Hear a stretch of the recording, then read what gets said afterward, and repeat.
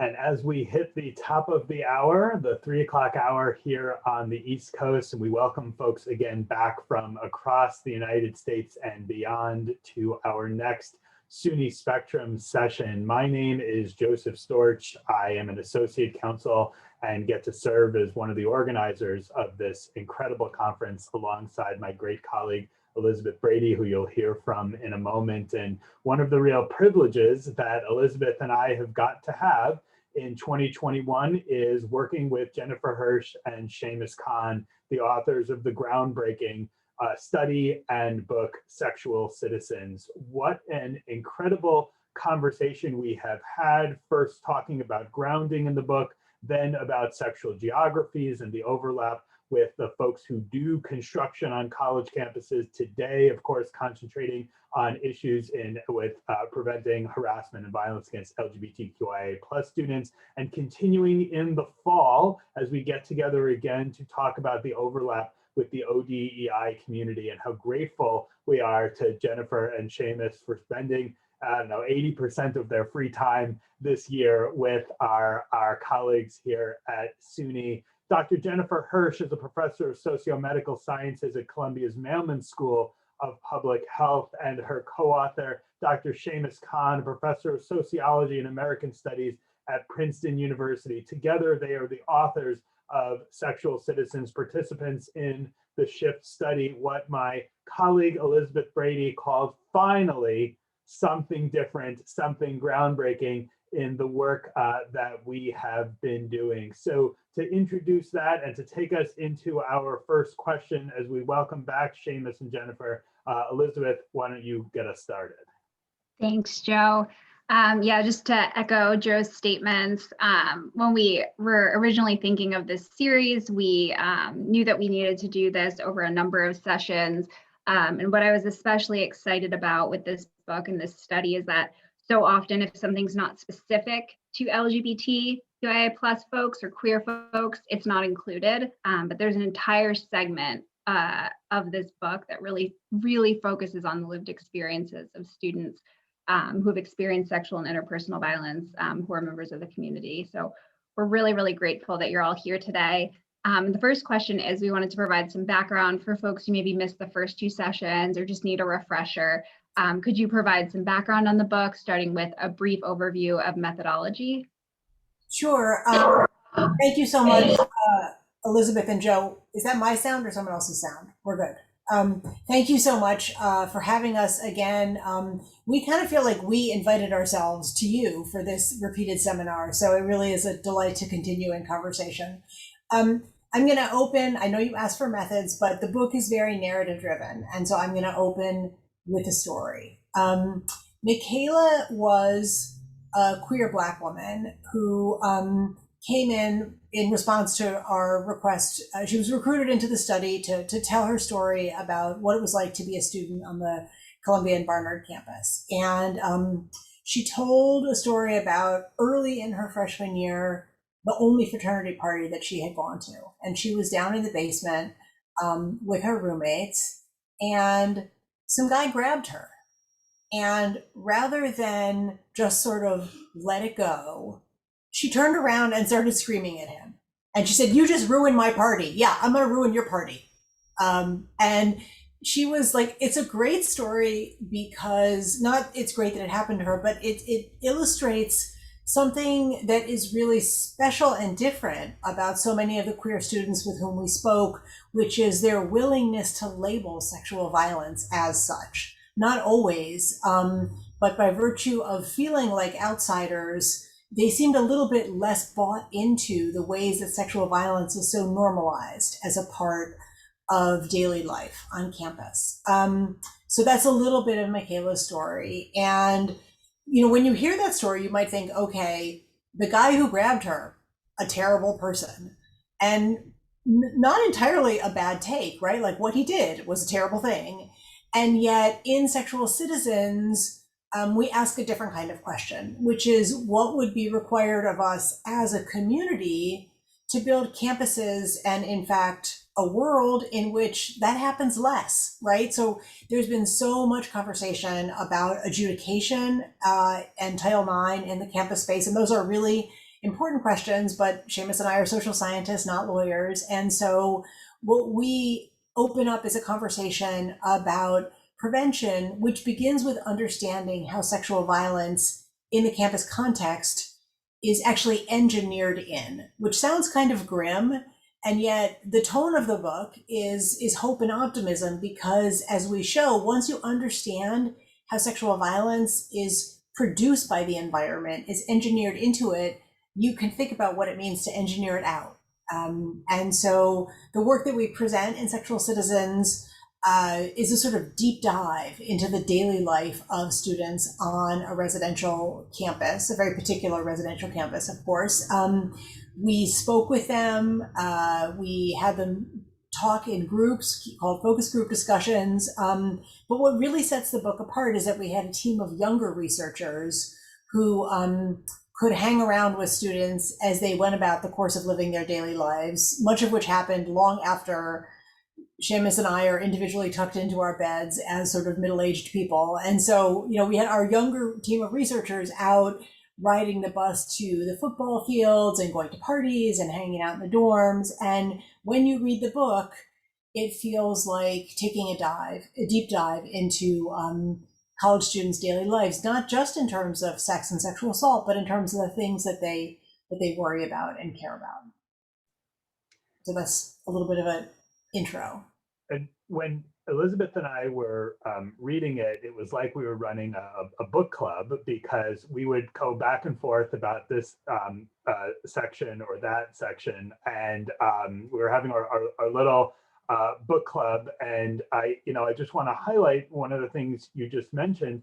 There is a different understanding of consent and a different understanding of the rules that us, the lawyers, have proudly put out and the like. Shamus, just giving a bit more background as folks are learning about the book before we dive deeper, can you briefly discuss the book's three primary concepts? We have sexual geographies, which we talked about last time, sexual citizenship, and sexual projects. Sure. So these are the big three ideas that kind of orient the book, and we try in every story to sort of relate it back to them. And so I'll kind of outline them and then maybe go back to Michaela's story that Jennifer said to sort of illustrate how we might use them. So sexual projects is the answer to the question, what is sex for? And, our constant joke on this is like, only two academics could ask a question like, what is sex for? Except, it's for lots of different things. And that's one of the points of the book, is that people are trying to accomplish a lot of different things with their sex lives, and understanding that variety of things that they're trying to do helps us see why sexual assault itself is so varied. The idea of sexual citizenship is really a provocation. It's the idea that people have the right to sexual self-determination and the obligation to recognize the fundamental equivalent rights of others. So, when we think about sexual citizenship, it's for a lot of queer students, the experience is in helping them understand their rights to sexual self-determination, to say yes to the kinds of sex that they want to experience. And to go back to the story for a second, the sexual project that that young man had who touched Michaela was one of like being in a party space and trying to initiate sexual encounters. When Michaela sort of began to tell her story, though, she described going to the frat party like not because she was interested in sex. It was not a sexual space for her. She was curious about like what party spaces were like on campus. And party spaces on campus were actually pretty narrowly construed as spaces controlled by white men that were dominant in terms of heterosexuality and that were organized around drinking. And so, for her like sexual project in that space was like not to have sex. And so being touched seemed like a pretty big violation. The third idea is sexual geographies, and that's that space matters. It's not just a backdrop, it actually produces the context for interaction. So think about the moment that we're in right now. The spatial dynamics of being on Zoom together come with conditions of possibility and impossibility. Some of the possibilities are that like you can have your camera off and like, maybe be flossing your teeth right now, which you couldn't do if we were in a conference room together or in a big auditorium together, or hopefully you wouldn't do, right? But there are other things that are kind of impossible. It's hard for me to get feedback from the crowd in this space right now because I can't really see the sea of faces and things like that. And here, the spatial dynamics of being at a frat party is really important because so much of campus life is organized around a series of practices that are more common among heterosexual students and more common among white students, which is drinking. And so thinking about drinking it's not a specifically white practice. It doesn't, by which I mean, there are lots of people who aren't white who drink, but white people tend to drink more than others, and men tend to drink more than others. And so, like, the reason why Michaela was in that space was partially that, like, the very idea of how you socialize in campus involved drinking, music, and a particular kind of orientation where men controlled those spaces. But if you're a queer student of color, your understanding of socialization may be a little bit different, and yet there aren't spaces for you. And so Michaela ends up being pushed into these spaces and having those kinds of experiences. What this sort of highlights is like thinking about the intersections of people's individual projects, what they're trying to do, how we as communities help make those projects and define them, our collective responsibility to create a kind of moral orientation to sexuality. And that moral orientation has two elements. The first is, particularly for queer students, affirming their right to sexual self-determination. And then for all other students, making sure that like they recognize that other people have similar rights. That man who touched Michaela's body didn't really see her as an equivalent person with equivalent rights. And then finally, to think about the intersections of space and power, and not just power as gender in power, but rather the multiple forms of power that define campus experience. And those forms of power can be whiteness, masculinity, heterosexuality, wealth, all kinds of things. And so we're trying to bring that in as part of our analytic to the conversation. Awesome. We've long had the data that tells us that LGBTQIA+ students and community members are disproportionately impacted by sexual assault. This study really dove deeper into the lived experiences of victims or survivors. Could you speak to some of your findings here? Sure. I'll share Jordan's story. So Jordan was from the Midwest and was not out to their parents, didn't feel comfortable at home sharing their gender identity, and didn't go to a school that had either a gay straight alliance or inclusive sex ed. And so when they did a summer theater program in St. Paul, and obviously the names and places are changed, and they described to us that that was the first queer space that they'd been in. And there was something about it that felt magical, that they found their people, that they they weren't alone in the same way. And it was also a space where they were assaulted by an older gay man who got them drunk and assaulted them. And so one point that we make in the book is that the types of assaults that queer students experience differ in some systematic ways from those experienced by cis hetero students. Not in any absolute terms, because queer students, as in Jordan's story, do drink.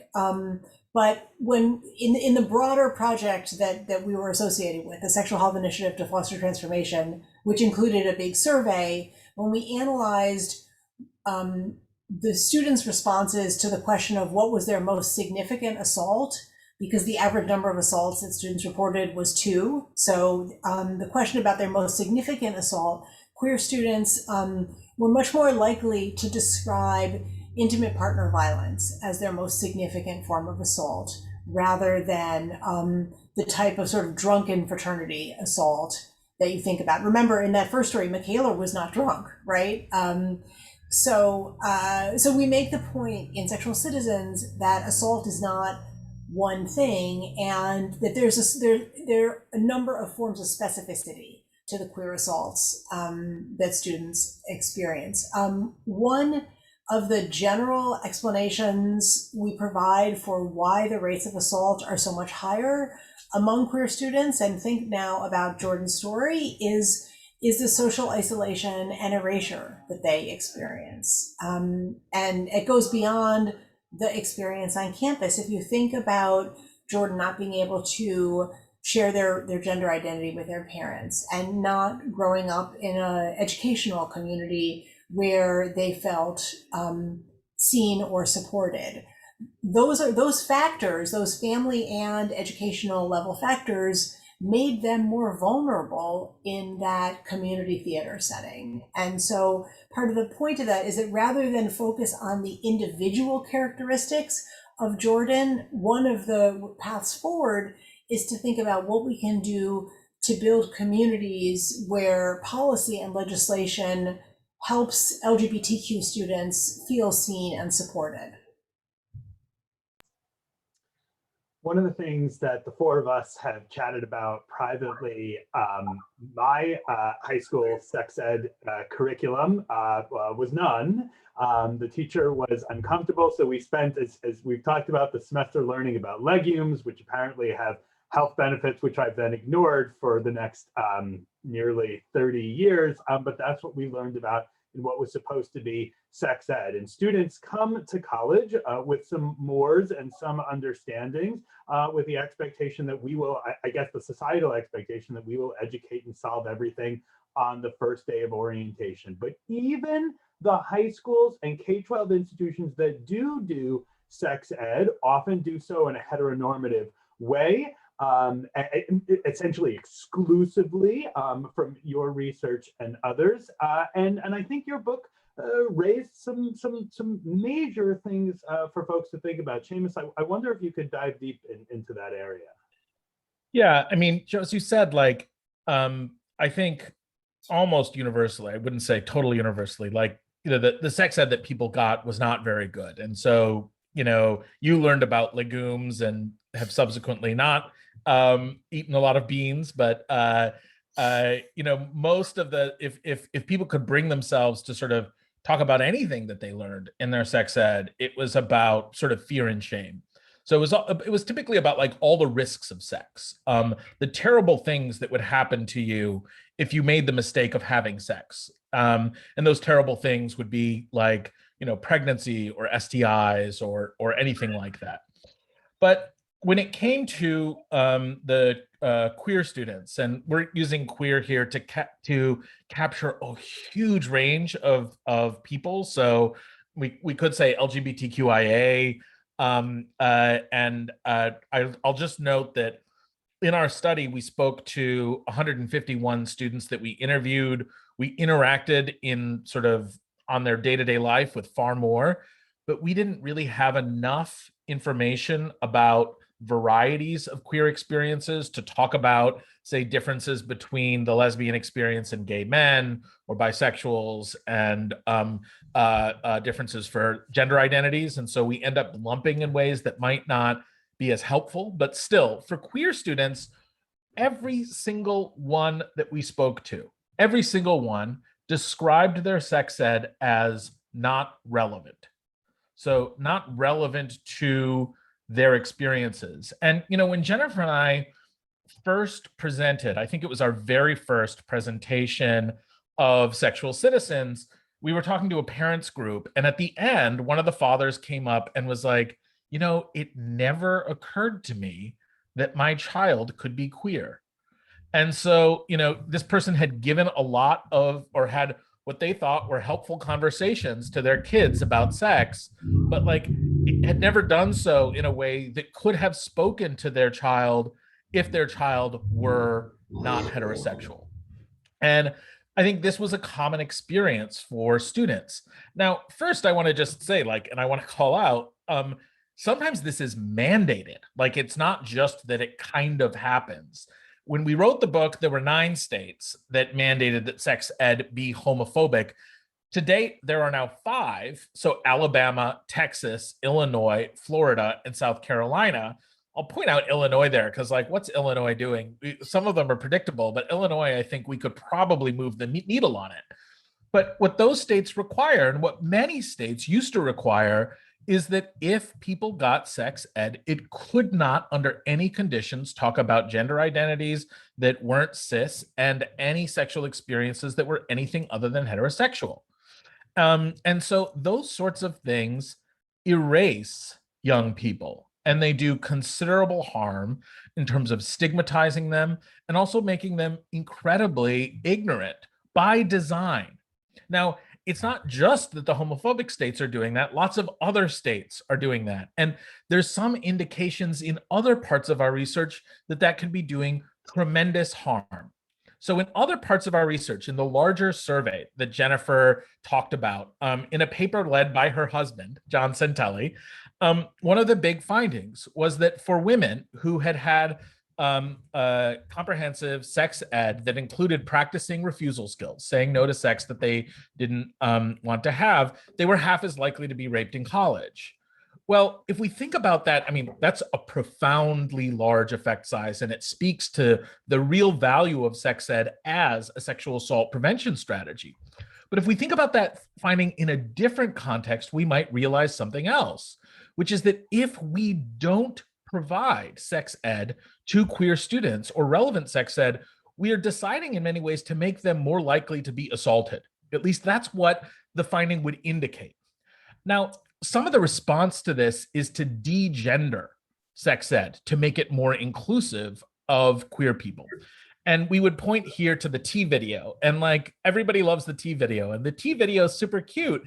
You know, and so for those of you who don't know, it's a group of stick figures that are sort of moving around, and it's like the stick figures are that there's a sort of narrator that says, like, someone may say that they want tea, and then they may later decide they don't want tea. And if you've made them tea, don't force them to drink the tea. And then other things like, if someone is passed out, don't pour tea down their throat. Like, and it's meant to be this kind of cute video about consent. And the tea video, it is charming. There's something like very valuable about it, but there's one major problem with it.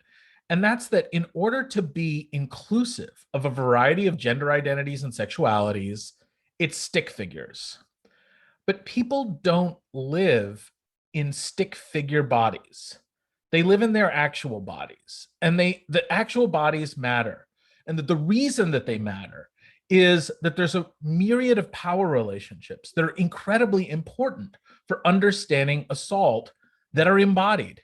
So race is an embodied aspect of people's lives, and the T video sort of deracializes those subjects. And so it doesn't allow us to have an analytic lens to think about how race and power and sexuality may intertwine to produce experiences, and experiences that may make people more likely to be assaulted or others more likely to assault them. And so one of the things that we would point to is like not only the sort of broad lack of sex ed that's being provided for queer students and how that's putting them at greater risk of being assaulted, but also how some of our practices of inclusion, of attempted inclusion, may not be doing favors in the way that we think they are. Because if we think, and Jennifer and I really do think, that sexual assault is related to power dynamics, and we're building on generations of incredible scholars who've talked about gender and power, but we want to take an intersectional perspective on that to bring in sexuality and race and class and ability. So if we want to bring those things in, we can't just educate people in ways that seek, through their sort of inclusiveness, to make it really difficult to have a power analysis. Like, what is the possible power analysis of the T video when the two people are exactly the same? And that's not how we live our lives. And if we extend this beyond, the take home isn't like, oh, don't use the T video. The take home is partially that, like, if we are going to provide an education in sex, it also needs to be an education in power and the myriad forms of power. And that education will help people as they're growing up, because, queer people, they don't always know that they're queer. Like, I don't think I knew I was gay when I was 14. Like, there are all kinds of things that you may not know, that nonetheless, as an analytic, may be helpful for you as a way of bringing people up to understand sexuality, intimacy, and power in ways that help them see how they could also harm others. I think that was such a massive takeaway for me from the book, of that really, really well-intentioned attempts to be inclusive actually has the ability to, actually, there's some erasure there that's you don't think about right away. So that was incredibly important for me when thinking about power dynamics, and making sure that we were aware of that in the work that we were doing. Another space where there wasn't necessarily visible power dynamics from the outside was in your story of Jordan, which you talked about a little bit before, a student who found a queer community for the first time during his high school experience in the theater. And you hear about that and you think it's what a wonderful thing that now there's this space, but they ended up being assaulted. So I was wondering if we could talk a little bit more about their story and some of the suggestions for practical solutions that high schools, colleges, and universities could draw from it. Yeah, I mean, the practical solutions question is so important because we're not going to get very far if we keep doing prevention that is essentially like, don't be a terrible person, don't assault people, right? Like that's not our A game in public health, is yakking at people, but rather thinking about how we might change the context. So let's think about how Jordan's story points to elements of the context that we might change. I mean, first I would note that I think that there certainly was an interpersonal power dynamic between Jordan and the person who assaulted them, because the person was older, was clear about his sexual identity, was more sexually experienced. So there were many forms of interpersonal power at play. But again, what we want to point people towards is thinking about building a different kind of environment. And so think for a minute, I know that not everybody who's with us today is in the United States, but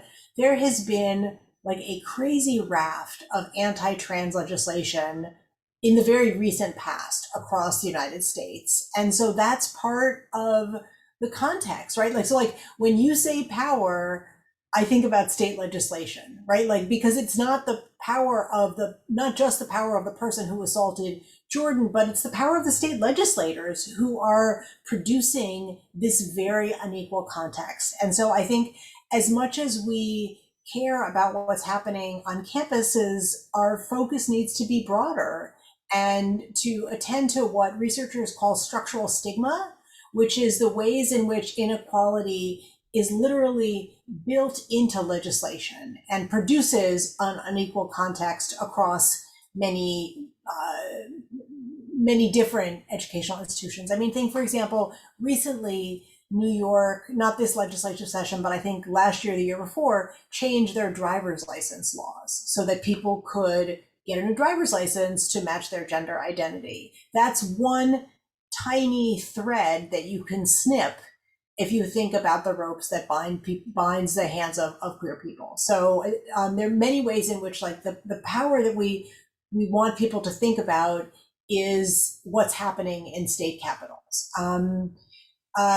There's also, as Shamus mentioned, important forms of diversity within queer students. It's very different. I mean, Columbia was the first campus, certainly in the United States, maybe in the world, to have an association of gay students. It was called the Columbia Homophile League, and I think it was in the late 60s. So, you know, we're proud of that history, and the experience of a white gay cis man on campus is very different than another story we tell in the book about Sundeep, who was undocumented and not out to his parents as gay, and ended up, as an example of his precarity, we tell a story of him spending Christmas vacation sleeping in the subway during the day and hiding out in office buildings at night, or maybe he was hiding in office buildings during the day and riding the subway at night,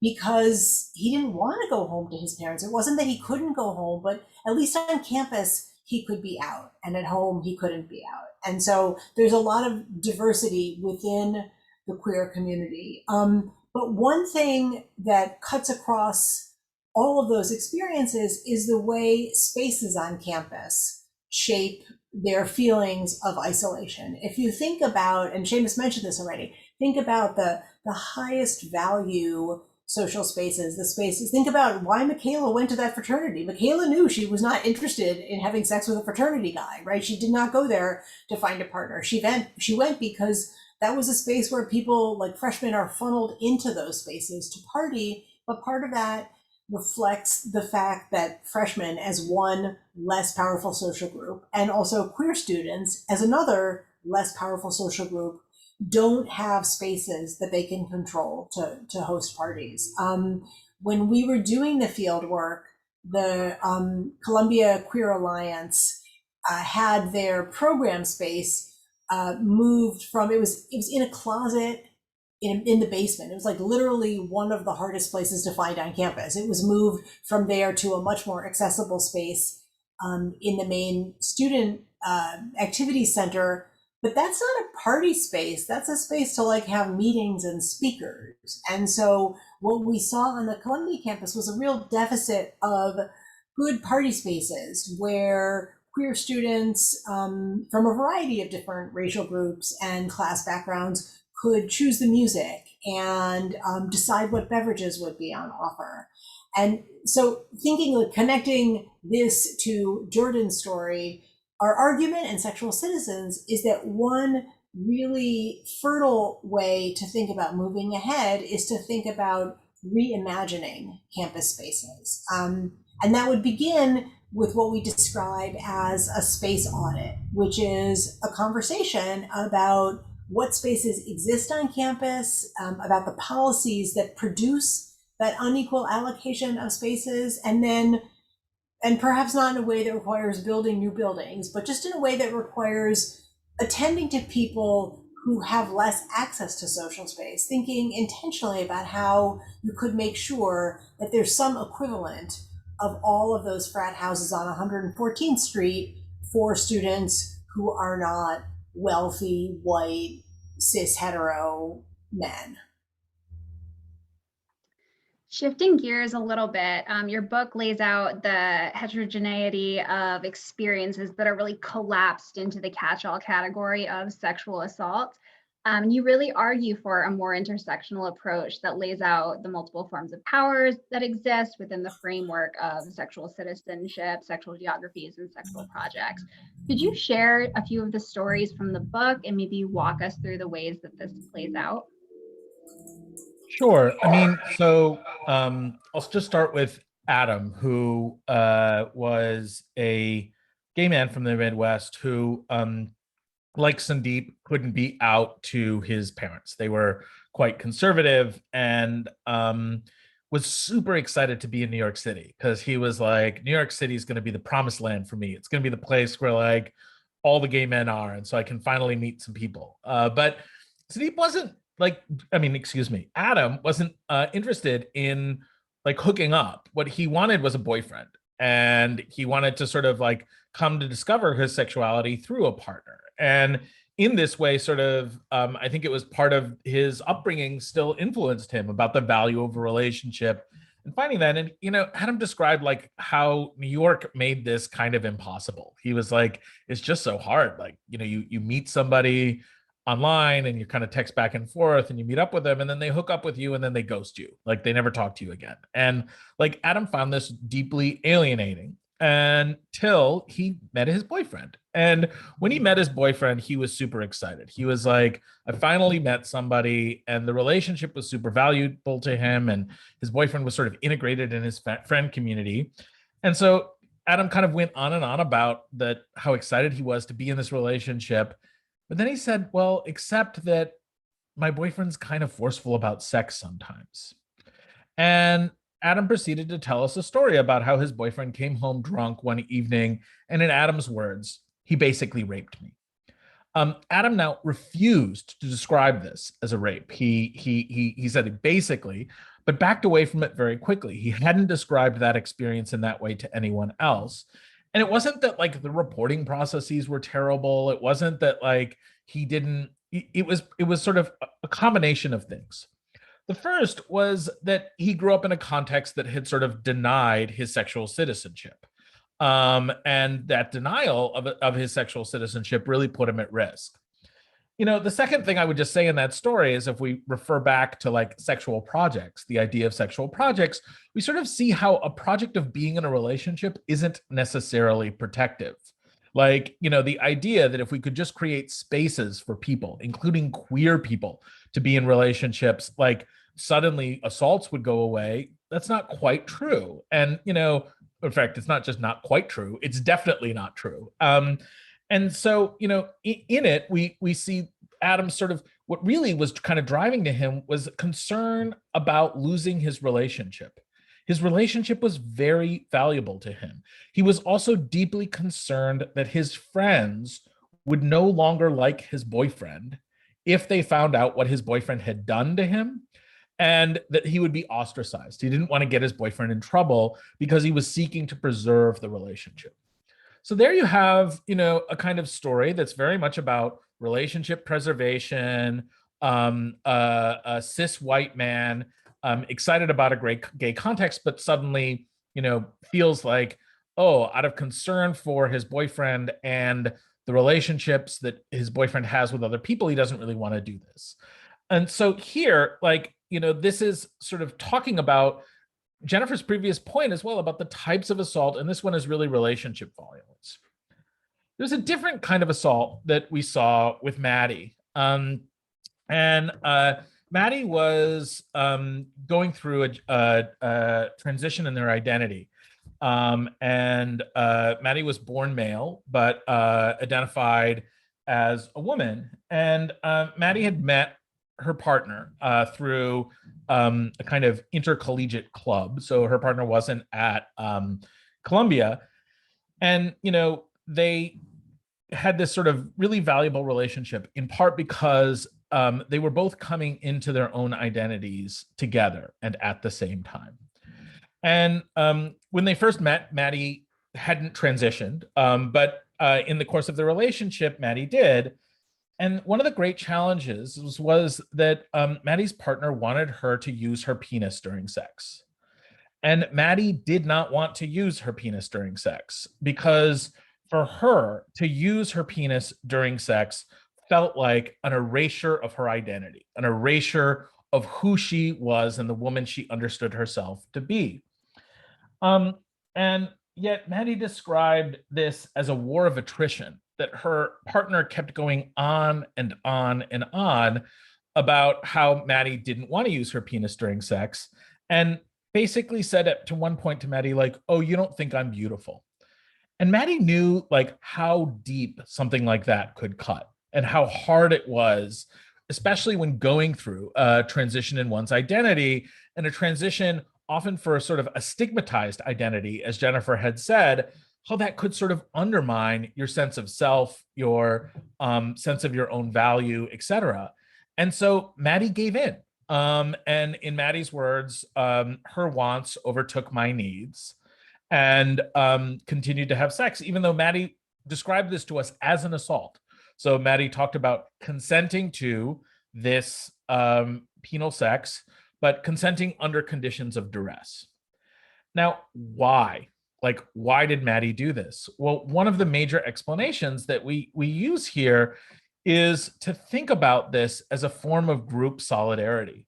And when we say like group solidarity, Maddie justified doing what she was doing in part because like affirming her partner's sexual desires, affirming her partner's queerness, and affirming her partner's beauty was very important. And so this then is a different kind of an assault. It's a kind of assault that happens not under drunkenness and borderline force, but under a mode of verbal coercion where there's, kind of a wearing down of someone. And so this points to multiple different kinds of experiences. If we think of assault as just one thing, then we could think about the just one thing we need to do to stop it, right? But if we think about assault as varied sets of experiences, Michaela's experience of being in that frat party was very much an experience of queerness. It was also an experience of every single Black woman that we spoke to. Every single Black woman we spoke to told us a story of unwanted sexualized touching. That isn't just gender-based violence, it's racialized violence. It is the violence that's experienced by Black women on campus where their bodies are seen as available to other people to be touched, where the legitimacy of their autonomy is something that their colleagues don't recognize. That is it is an intersectional form of violence tied to sexuality, race, and other dimensions. The violence that Adam experiences is a kind of relationship violence that is also Maddie's relationship violence, but they're quite different. In Adam's case, the relationship violence is tied to substance use, where we think about how Adam's boyfriend's substance use, his being really drunk, may have made him more likely to assault his boyfriend. And this is something we don't always talk about with substance use, about how it can make people more likely to commit assaults. And then Maddie's assault is about dynamics of group solidarity. And like, why does Maddie need to exhibit group solidarity and have sex that Maddie doesn't want to have? Well, because she's part of a group that's hugely stigmatized. She's part of a group that's highly isolated. She's part of a group that's sort of systematically excluded. And so within that group, one of the big things you want to do is have care for other people, to sort of exhibit a way that you are sort of being attentive to who they are and their emotional well-being.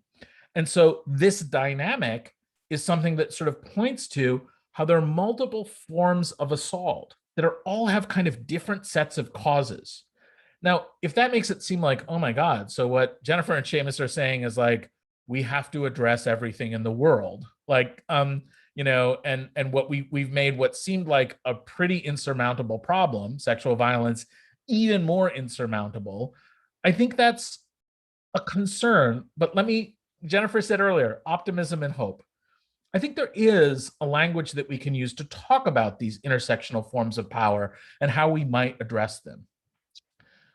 The way that we can do so, I think, is by being broadly committed to equality and thinking about how broad commitments to equality, they're not alone going to get us there, but they can build bridges. Those intersectional inequalities create capacities to create ties to many other groups on campus who aren't just doing sexual violence work or sex education work, and to be part of a collective project, to build a bigger tent of people who view this not necessarily as part of their purview that they have they have ownership of, but instead that the positive work that they're doing to create equity under their conditions can have positive impacts for sexual assault prevention.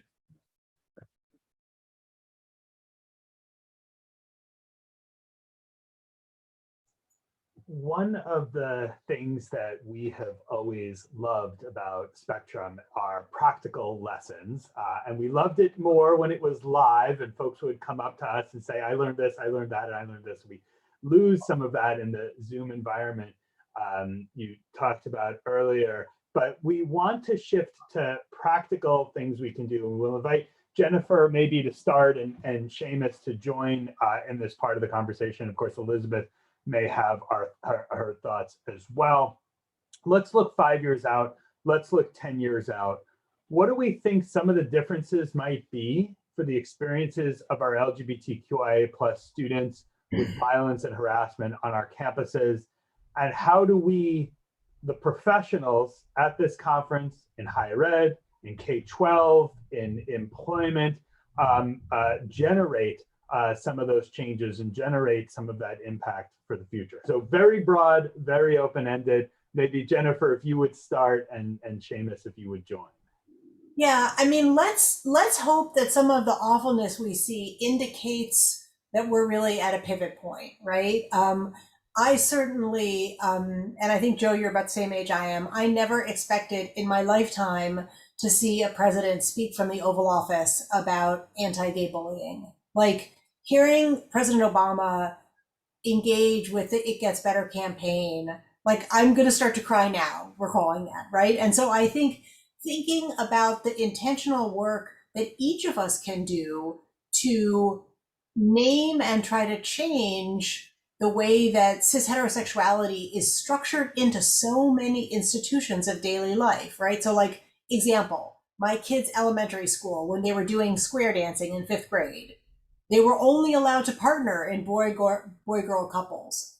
And I said to the teacher, I'm like, why is that? And she said, well, that's what's normal. And I was like, whoa, whoa, whoa. Like, I didn't understand that that cis heterosexuality was a formal part of the school curriculum. And so, of course, like, my children hate me for being the mom who says that. But I think that holding all of the institutions that we're a part of, and in particular elementary schools, accountable for curriculum and spatial organization, right? How are, like, if that's why the bathrooms, school bathrooms are such a hot button issue, because they really are a way of building inclusion into physical spaces. But then think about fraternities and sororities. Essentially, they guarantee that the gender binary is engineered into campus social life. So thinking about whether it's square dancing or Greek life or data systems, right? At Columbia, until very recently, it was nearly impossible for a student to officially change their gender identity in the campus data system, which meant that they could be misgendered every single time they sat down in a new class. So that's just, like, forces an experience of exclusion that doesn't need to be. So being attentive to how cis heterosexuality is built into our world, and then making space for, like, the actual diversity of human beings. Shamus. Yeah, I mean, I think, you know, I want to just loop back for a second to the big point of the book, which is that, like, we spent a lot of time thinking about what to do after assaults happen. And we do that in 2 ways. One is we think about how do we support those people who've experienced harm? And it's such an important thing to do. And Jennifer and I have almost nothing to say about it. And it's not because it's not important. It's because it's not where our expertise lies. We're not counselors. We don't have psychological training. And luckily, our broader team, Claude Mellons, who co-led the team, does. And so we were able to speak to that more broadly in our research. But in Sexual Citizens, we sort of stay away from that. We also stay away from what to do after an assault happens in terms of how to punish people, what to do. And in part, that's because, like, we're not going to punish our way out of the problem. We're not going to find a way to just say, hold people accountable in ways that's going to lead to community transformation. Instead, we have to sort of more positively think, okay, what does positive community transformation look like? And how can we enact that as a form of prevention?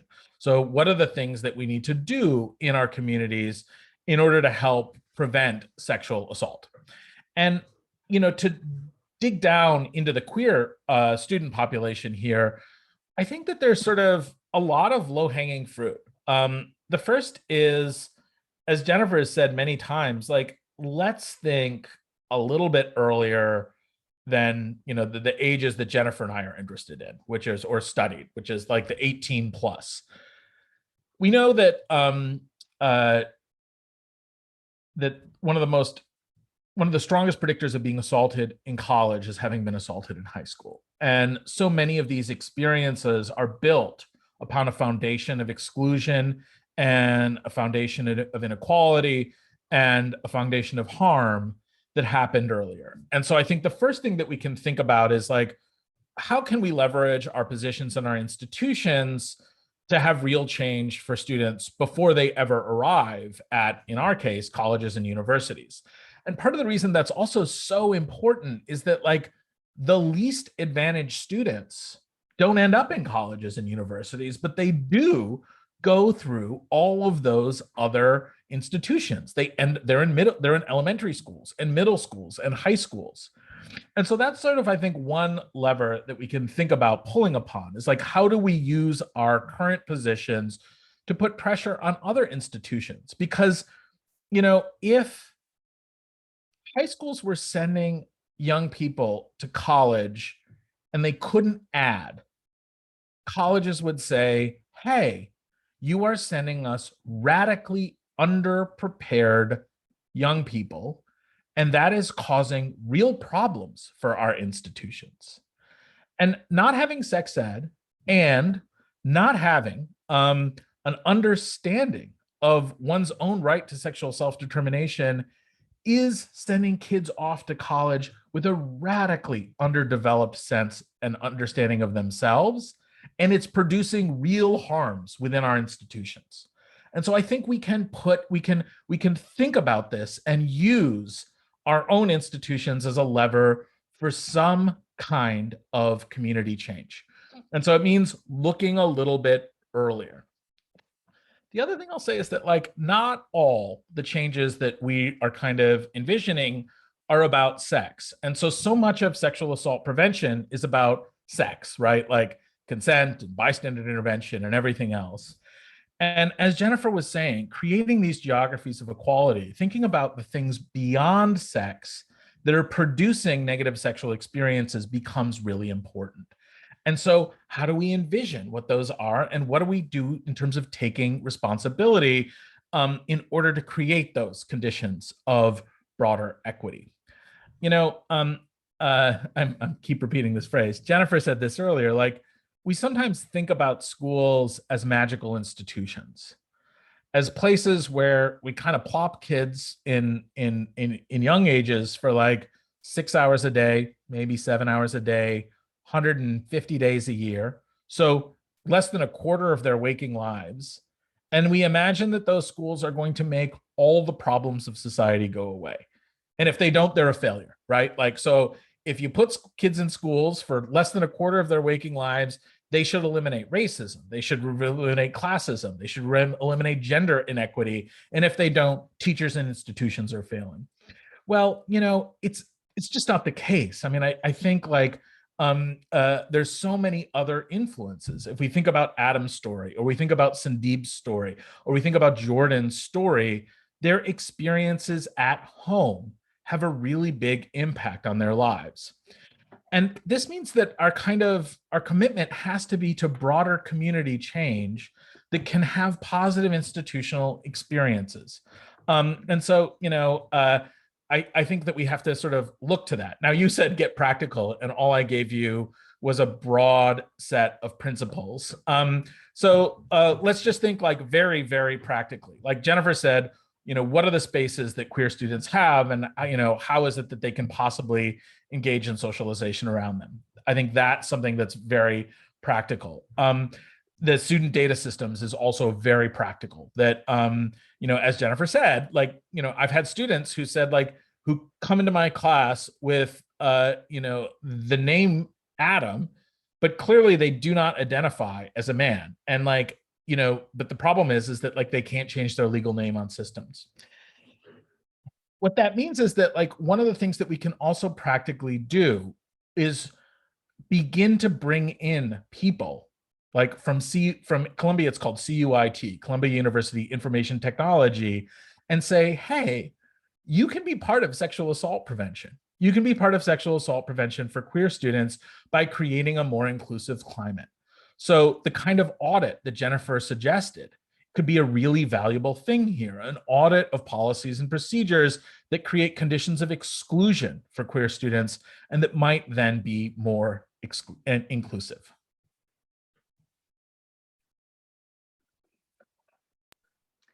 Well, we are just about getting close to our time, but before we close out, we did want to give you a chance. I know we saw it in the chat a couple of times. If the two of you wanted to plug some of the curriculum materials that you're working on right now. If not, I could spend all day talking about how excited I am for it. But if one of you could just share a little bit about what you're working on and how folks can access it. Yeah, so we're working to have some sort of action oriented items that people can download from our website. And they're just two of us. We don't have like a whole factory behind us. And so we're starting with the space audit, which we're working on figuring out what it would mean to have a short guide for how to actually lead a space audit process on your campus, understanding that like on many campuses, space is sort of the third rail, right? I mean, we have both seen colleagues cry because their offices don't feel big enough to them. And so thinking about how to reimagine the allocation of space for undergraduates will be complicated. And at the same time, we've seen on the Columbia campus how it can bring in stakeholders who haven't necessarily considered themselves part of sexual assault prevention. And I also want to point everyone to the prior conversation that we had with SUNY Arrive, which maybe Elizabeth or Joe can drop into the chat, where we went deep into the idea of sexual geographies as a way to sort of lay the groundwork for that space audit. So that's a first step. There's a lot of excitement in programming around the idea of helping students get clearer about their sexual projects. And so for right now, we would point people to Stanford, which has done a great job with a sexual projects quiz, just as like a sort of stimulus for students to start thinking internally about what sexual projects are. And that may be the next step in our programming, but our focus for the next 4 to 6 months is the space audit guide. So if you sign up on our sign up sheet, then you can be among the first to know. And I threw this in the chat, but I'm just going to reiterate, like everything we're producing is going to be free and open source. So we want to make sure that like people can use these materials without, we're not looking to produce them as a big revenue stream in our lives. What we're really hoping for is, helping people find ways, because there's, like Jennifer said, there's only two of us and there's so many campuses out there that they can think about integrating the ideas in ways that are useful. And so, if folks have ideas also, we're really open to them about ways to do that, or, feedback about things that are useful or not. We love to hear about it. Shamus said, we asked for practical and you've only given us broad principles, but that's not really true. One of the things that I have loved in my conversations, and I have appointed myself chief evangelist for this study and book. One of my dear friends from college days was up last weekend passing through Albany. We were talking about the book, and I described some of the things mostly around geography, and she was saying, oh my God, it's so obvious now that it's pointed out. And that is one of the wonderful things about the book, is you're not actually asking us to build a 2,000-story building. You're asking us to think about things in a way, not saying, okay, we thought about it this way in the 60s and the 70s and the 80s. Maybe we could think about it in a different way to build a different future. And there's plenty practically in there. So so pleased to have Shamus and Jennifer. The book is Sexual Citizens. It came out of the SHIFT study at Columbia University. Our gratitude to Margie for getting us all together at the beginning. Our gratitude to Shamus and Jennifer for all of their commitment to giving away as much as possible, to being with us every time we ask, every time they ask. God willing, one day we'll all be able to be together in a single room and have these conversations. But the book is Sexual Citizens. Run, don't walk to wherever you get your books or listen to books or libraries or what have you, because this is really a chance to shape a different type of future for our students coming forward. And isn't that all we ever asked for at Spectrum? So great gratitude to the two of you and to Elizabeth. We are closing out at the 4 o'clock hour and are giving everybody a 30-minute break. We will be back in 30 minutes. And Elizabeth, I don't have the agenda open. The next session is, I'm so sorry. It's a good session called Addressing Health Equity and Inclusive Practices Within Simulated Clinical Healthcare Education, Preparing Modern Day Clinicians. With one of our yes, yeah, we're really excited about that, and dovetails really nicely from our Title IX session earlier today. So we hope you all can join us for that, and so grateful to Jennifer and Shamus, and we'll see you all soon. Thank you.